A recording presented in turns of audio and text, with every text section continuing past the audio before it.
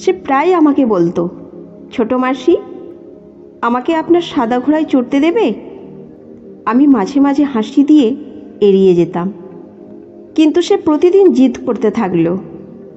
আমার ভাইপো আমার কাছে পড়তে এসেছিল। তখন আমার স্বামী বিদেশে থাকতেন।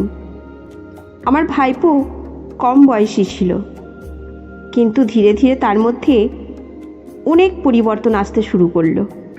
সে নানা অজুহাতে আমার কাছে আসতো এবং জিদ করতে লাগলো, ছোটো মাসি, আমাকে আপনার সাদা ঘোড়ায় চড়তে হবে। আমি তাকে শিশু মনে করে এড়িয়ে যেতাম। একদিন প্রচণ্ড বৃষ্টি হচ্ছিল, আর সেই দিন আমি আমার স্বামীকে খুব মনে পড়ছিল। কিন্তু এই সময় রনি আমার ঘরে এসে বলল, আজ আমাকে ঘোড়ায় চড়তে হবে। আমি তার কথা মেনে নিলাম এবং বললাম, বলো, আমাকে আজ কি করতে হবে? রনি যেভাবে বলল, শুনে সবাই অবাক হয়ে যাবে। সে বলল, লাইট বন্ধ করে দাও। আর তার পরের কাজগুলো এমন ছিল যা শুনে আপনারা অবাক হয়ে যাবেন। ফুল বোঝা মানুষের ভালো সম্পর্ক নষ্ট করে দিতে পারে। আমার সাথে এমনই কিছু ঘটেছিল। আমার নতুন নতুন বিয়ে হয়েছিল, আর আমি বিয়ে করে শ্বশুরবাড়ি এসেছিলাম। আমি গরিব পরিবারের মেয়ে ছিলাম, আর তাই মা বাবা ভালো সম্পর্ক দেখে কম বয়সে আমার বিয়ে দিয়ে দিয়েছিলেন। বিয়ের রাতেই আমার স্বামী আমাকে ছেড়ে বিদেশে চলে গিয়েছিলেন। বিয়ে খুব তাড়াতাড়ি হয়েছিল, কারণ শুনেছিলাম আমার স্বামীর বাবা মা নেই। তার একটি ছোট্ট বোন ছিল, যার বিয়ে সে আগেই দিয়েছিল। আমার বাবা মা এই সম্পর্কটি পছন্দ করেছিলেন, কারণ ছেলেটি ভালো রোজগার করত। তারা কোনো দাবি করেননি। তাই আমার বাবা মা খুশি মনে আমার বিয়ে দিয়েছিলেন। আমি শ্বশুরবাড়ি এসে সাদামাটাভাবে আমার স্বাগত গ্রহণ করেছিলাম। আমার শ্বশুরবাড়িতে বেশি লোক ছিল না। বিয়ের রাতে আমার স্বামী ঘরকে ফুল দিয়ে সাজিয়েছিলেন।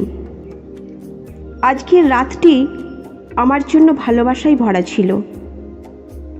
আমি বড় ঘুমটা দিয়ে বসেছিলাম এবং আসন্ন মুহূর্তের জন্য অপেক্ষা করছিলাম। আধা ঘন্টা পরে আমার স্বামী ঘরে ঢুকলেন। দরজা বন্ধ করে আমার সাথে সুন্দরভাবে কথা বলতে শুরু করলেন। শুরুতে আমি খুব লজ্জিত ছিলাম, কিন্তু ধীরে ধীরে আমি তার সাথে বন্ধুত্বপূর্ণ হয়ে গেলাম। আমার স্বামী আমার হাত ধরে ভালোবাসার কথা বললেন। লাইট বন্ধ করে আমার প্রতি ভালোবাসা প্রকাশ করলেন। অনেকক্ষণ পরে স্বামী বললেন, কাল সকালে আমি কাজের জন্য বিদেশে চলে যাচ্ছি। আমি এই কথা শুনে অবাক হয়ে গেলাম। স্বামী বললেন, অফিসের কাজ জরুরি, আমি ছুটি পাচ্ছি না। শীঘ্রই ফিরে আসব, তুমি চিন্তা করো না। কিন্তু আমি খুব দুঃখিত হলাম। সকালে উঠে দেখলাম স্বামী বিদেশে যাওয়ার জন্য প্রস্তুত। আমি তাকে কিছুদিন পর যেতে বললাম, কিন্তু তিনি বললেন, জরুরি কাজ আছে। তিনি বললেন, চিন্তা করো না, আমি শীঘ্রই ফিরে আসব। স্বামী চলে যাওয়ার পর আমি খুব একাকী হয়ে গেলাম। আমি বাড়ির কাজ শুরু করলাম। বাড়ি ছিল বড় এবং পেছনে একটি ছোট্ট ঘোড়ার আস্তাবল ছিল। সেখানে 2-3টি ঘোড়া ছিল। আমি ছোট থেকে পশুদের খুব ভালোবাসতাম, তাই কাজ শেষ করে ঘোড়াদের খাওয়াতে যেতাম। তাদের মধ্যে একটি সাদা ঘোড়া ছিল, যা খুব সুন্দর ছিল। তাকে দেখে আমি খুব মুগ্ধ হয়ে গেলাম। আমার স্বামী আমাকে বলেছিলেন, আমার ভাইপো আমাদের সাথে থাকবে, কারণ এখানকার কলেজগুলো খুব ভালো, এতে আমার মন ভালো থাকবে। স্বামীর কথায় আমি শান্ত হলাম। কিছুদিন পরেই রনি এলো। তার নাম ছিল রনি, বয়স ছিল 20 বছর। সে দেখতে সুন্দর ছিল। আমি তাকে তার ঘরে নিয়ে গিয়ে বললাম, এখানে থাকো। সে খুশি হয়ে ঘরে গিয়ে ফ্রেশ হয়ে নাস্তা করতে বসলো। নাস্তা করতে করতে সে আমাকে বলল, ছোট মাসি, আপনি খুব সুন্দর নাস্তা বানান। আমি হেসে তার কথাগুলো এড়িয়ে যেতাম। সে খুব মজার ছেলেটি ছিল। আমাদের অনেক কথোপকথন হলো। তারপর আমি আমার ঘরে গেলাম। আমার স্বামী ফোন করলেন। আমি তাকে জানালাম যে রনি এসে গেছে। স্বামী বললেন, এখন তোমার মন ভালো থাকবে। আমি চুপচাপ হ্যাঁ বললাম। আমার স্বামীকে আমার খুব প্রয়োজন ছিল, তার ভাইপোকে নয়। রাতে রনি বন্ধুদের সাথে দেখা করতে গেল। আমি তার জন্য অপেক্ষা করছিলাম। রাতে ফিরে সে আবার বলল, ছোট মাসি, আমাকে সাদা ঘোড়ায় চড়তে হবে। আমি আবার হাসি দিয়ে এড়িয়ে গেলাম।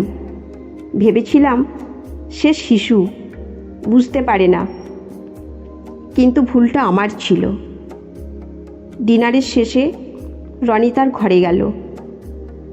রাতে আমি অদ্ভুত আওয়াজ শুনতে পেলাম, কিন্তু মনোযোগ দিলাম না। সকালে উঠে কাজ করতে করতে রাতের আওয়াজ নিয়ে ভাবছিলাম। হঠাৎ পেছন থেকে রনি এসে আমাকে ধরে বলল, ছোট মাসি, আমি অনেকবার ডাকছিলাম, কিন্তু আপনি শুনলেন না। আজ আমি কলেজে ভর্তি হতে যাচ্ছি। আমি বললাম, ঠিক আছে, তুমি রাতে ফিরে এসো। সে বলল, হ্যাঁ। নাস্তার সময় রনি আবার বলল, ছোট মাসি, আমাকে সাদা ঘোড়ায় চড়তে হবে। আমি তার কথা শুনে চুপ হয়ে গেলাম। সে বলল, আমার ছোট থেকে ঘোড়ার শখ আছে, বিশেষ করে সাদা ঘোড়া। সে বারবার জিদ করতে লাগলো। এই ঘটনা প্রতিদিন ঘটতে লাগলো। রাতে আমি আবার অদ্ভুত আওয়াজ শুনলাম। দেখতে গেলাম, রনির ঘর থেকে আওয়াজ আসছে। খিড়কি দিয়ে দেখলাম রনি মোবাইলে কিছু ভিডিও দেখে অদ্ভুত কাজ করছে। দেখে আমার মাথা ঘুরে গেল। আমি আমার স্বামীকে ফোন করে কাঁদতে লাগলাম, কিন্তু কিছু বললাম না। স্বামী বললেন, কিছুদিন অপেক্ষা করো। আমি রেগে গিয়ে ফোন রেখে দিলাম। পরের দিন প্রচণ্ড বৃষ্টি হচ্ছিল। আমি খুবই অস্থির ছিলাম। রাতের ঘটনা নিয়ে ভাবছিলাম। ভাবলাম স্বামীকে এলে সব কিছু বলবো। একদিন রনি এসে বলল, ছোট মাসি, আমাকে সাদা ঘোড়ায় চড়তে দিন। আমি হাসি দিয়ে এড়িয়ে গেলাম। ধীরে ধীরে রনির আচরণ আরও অদ্ভুত হয়ে উঠল। সে প্রায় ফোনে কিছু দেখত। আমি পাশে গেলে সে লজ্জা পেত। রাতে অদ্ভুত আওয়াজ শুনে আমি তাকে শিশুই ভাবতাম। এক রাতে আমি ঘুমোচ্ছিলাম, আবার অদ্ভুত আওয়াজ শুনলাম। দ্রুত উঠে রনির ঘরে গেলাম। দেখলাম সে মোবাইলে ভিডিও দেখে অদ্ভুত কাজ করছে। দেখে আমি হতবাক হয়ে গেলাম। আমার স্বামীকে ফোন করে কাঁদতে লাগলাম। স্বামী বললেন, কিছুদিন অপেক্ষা করো। আমি স্বামীকে সব বলতে চাইলাম, কিন্তু সাহস পেলাম না। ভাবলাম স্বামী ফিরে এলে সব বলবো। কিন্তু রনির আচরণ আরও খারাপ হতে লাগলো। সে প্রায় বলতো, ছোট মাসি, আমাকে সাদা ঘোড়ায় চড়তে দিন। আমি শিশুই ভাবতাম, কিন্তু এটা আমার জন্য বিপজ্জনক হয়ে উঠেছিল। একদিন প্রচণ্ড বৃষ্টির মধ্যে রনি আমার ঘরে এসে বলল, ছোটো মাসি, আমাকে সাদা ঘোড়ায় চড়তে হবে। আমি তার কথা মেনে নিলাম, কিন্তু যা ঘটল তা ভাষায় বর্ণনা করা কঠিন। ভুল বোঝা মানুষের ভালো সম্পর্ক নষ্ট করে দিতে পারে। আমার জীবনে এমনই কিছু ঘটেছিল। আমি আমার নতুন শ্বশুরবাড়িতে একাকী ছিলাম, আর সেই একাকিত্বে আমার ভাইপো রনি এসে জীবন দুর্বিষহ করে তুলল। প্রিয় দর্শক, এই গল্প থেকে আমরা একটি গুরুত্বপূর্ণ শিক্ষা নিতে পারি। পরিবারের সদস্যদের প্রতি যত্নশীল এবং সম্মানজনক আচরণ অত্যন্ত জরুরি, এবং সঠিক সময়ে পরিস্থিতি বুঝে পদক্ষেপ নেওয়া, সম্পর্কের মধ্যে বিশ্বাস ও খোলামেলা যোগাযোগ বজায় রাখা, সমস্যা ও অসুবিধার প্রতি সচেতন থাকা এবং সীমার মধ্যে থাকা কতটা গুরুত্বপূর্ণ। কঠিন পরিস্থিতিতে সাহসী হওয়া এবং সমস্যার সমাধান করার চেষ্টা আমাদের জীবনে সুস্থ সম্পর্ক বজায় রাখতে এবং সমস্যার সমাধান সহজ করতে সাহায্য করবে। তো বন্ধুরা, এই গল্প এখন এই পর্যন্তই। এই গল্প আপনাদের কেমন লাগলো অবশ্যই কমেন্ট করে জানাবেন। ভালো লাগলে একটি লাইক করে চ্যানেলটি সাবস্ক্রাইব করে নেবেন। ধন্যবাদ।